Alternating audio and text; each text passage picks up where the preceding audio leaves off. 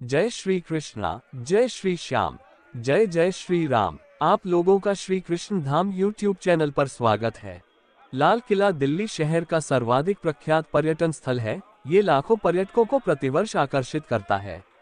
ये किला वह स्थल भी है जहां से भारत के प्रधानमंत्री स्वतंत्रता दिवस 15 अगस्त को देश की जनता को संबोधित करते हैं। ये दिल्ली का सबसे बड़ा स्मारक भी है। पुरानी दिल्ली के इलाके में स्थित लाल बलुआ पत्थर से निर्मित है। किले को लाल किला इसकी दीवारों के लाल लाल रंग के कारण कहा जाता है। इस ऐतिहासिक किले को वर्ष 2007 में यूनेस्को द्वारा एक विश्व धरोहर स्थल चयनित किया गया था। भारत की राजधानी दिल्ली में स्थित लाल किला देश की आन बान शान और देश की आज़ादी का प्रतीक है। मुगल काल में बना यह ऐतिहासिक स्मारक विश्व धरोहर की लिस्ट में शामिल है और भारत के प्रमुख पर्यटन स्थलों में से एक है। लाल किला के सौंदर्य, भव्यता और आकर्षण को देखने दुनिया के कोने कोने से लोग आते हैं और इसकी शाही बनावट और अनूठी वास्तुकला की प्रशंसा करते हैं। आपको बता दें कि लाल किला का असली नाम किला ए मुबारक है। मुगलों का शाही परिवार इसे मुबारक किला भी कहता था। किले के लाल पत्थर की वजह से इसका नाम लाल किला पड़ गया। लाल किले में प्रवेश के लिए दो द्वार हैं, पहला और मुख्य द्वार लाहौरी गेट और दूसरा दिल्ली गेट। लाल किला सलीमगढ़ के पूर्वी छोर पर स्थित है। इसको अपना नाम लाल बलुआ पत्थर की प्राचीर एवं दीवार के कारण मिला है। ये दीवार 1.5 किलोमीटर और दूसरी दीवार 2.5 किलोमीटर लंबी है और नदी के किनारे से इसकी ऊंचाई 60 फीट तथा 110 फीट ऊंची शहर की ओर से है। इसके नाप जोख करने पर ज्ञात हुआ है कि इसकी योजना एक 82 मीटर की वर्गाकार ग्रिड का प्रयोग कर बनाई गई है। एक समय था जब 3000 लोग इस इमारत समूह में रहा करते थे, परंतु 1857 के स्वतंत्रता संग्राम के बाद किले पर ब्रिटिश सेना का कब्जा हो गया एवं कई रिहायशी महल नष्ट कर दिए गए। इसे ब्रिटिश सेना का मुख्यालय भी बनाया गया। इसी संग्राम के एकदम बाद बहादुर शाह जफर पर यही मुकदमा भी चला था।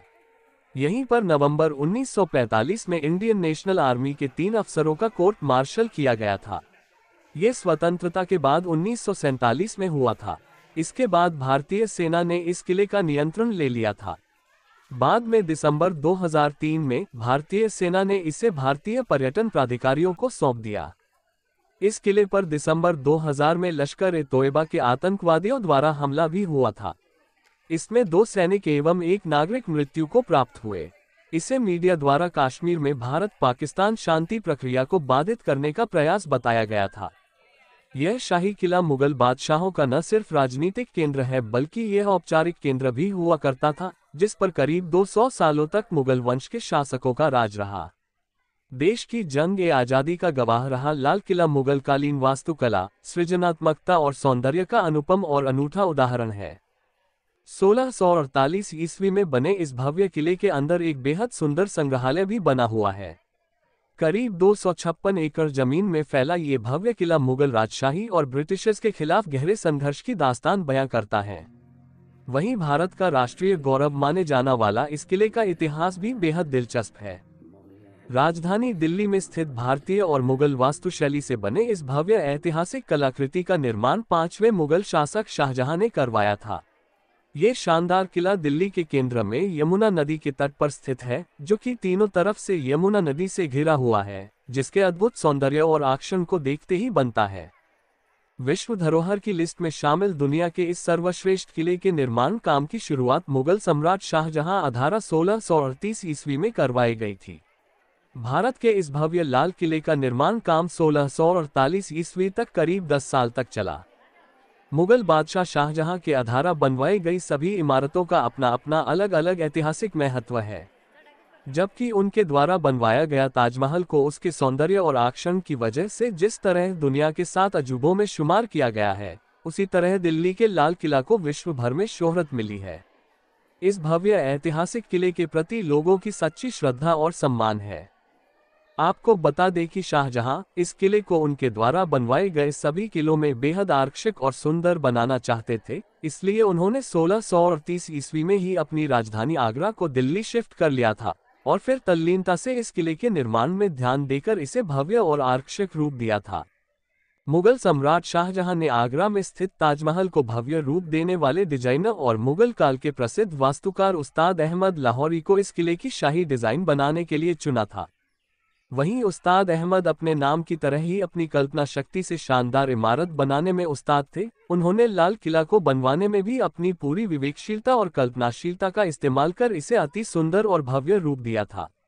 यही वजह है कि लाल किले के निर्माण के इतने सालों के बाद आज भी इस किले की विशालता और खूबसूरती के लिए विश्व भर में जाना जाता है। इस भव्य किला बनने की और शाहजहां के निवास स्थान होने की वजह से भारत की राजधानी दिल्ली को शाहजहानाबाद भी कहा जाता था। साथ ही यह शाहजहां के शासनकाल की रचनात्मकता का मिसाल माना जाता था। मुगल सम्राट शाहजहां के बाद उसके बेटे औरंगजेब ने इस किले में एक सफेद मोती मस्जिद का भी निर्माण करवाया था, जिसमें 3 गुंबद है और बहुत सुंदर भी। वहीं 17वीं शताब्दी पर जब लाल किले पर मुगल बादशाह जहांगीर शाह का कब्जा हो गया था, तब करीब 30 साल तक लाल किले बिना शासक का रहा था। इसके बाद नादिर शाह ने लाल किले पर अपना शासन चलाया। इसके बाद 18वीं सदी में अंग्रेजों ने लाल किले पर अपना कब्जा जमा लिया और इसे किले में जमकर लूटपाट की। भारत की आज़ादी के बाद सबसे पहले देश के पहले प्रधानमंत्री जवाहरलाल नेहरू ने इस पर तिरंगा फहराकर देश के नाम संदेश दिया था। वहीं आज़ादी के बाद लाल किले का इस्तेमाल सैनिक प्रशिक्षण के लिए किया जाने लगा और फिर यह एक प्रमुख पर्यटन स्थल के रूप में मशहूर हुआ। वहीं इसके आकर्षण और भव्यता की वजह से इसे 2007 में विश्व धरोहर की सूची में शामिल किया गया था और आज इसकी खूबसूरती को देखने दुनिया के कोने कोने से लोग इसे देखने दिल्ली जाते हैं। लाल किले की योजना पूर्ण रूप से की गई थी और इसके बाद के बदलावों ने भी इसकी योजना के मूल रूप में कोई बदलाव नहीं होने दिया है। 18वीं सदी में कुछ लुटेरों एवं आक्रमणकारियों द्वारा इसके कई भागों को क्षति पहुंचाई गई थी। 1857 का प्रथम स्वतंत्रता संग्राम के बाद किले को ब्रिटिश सेना के मुख्यालय के रूप में प्रयोग किया जाने लगा था। इस सेना ने इसके करीब 80% मंडपों तथा उद्यानों को नष्ट कर दिया।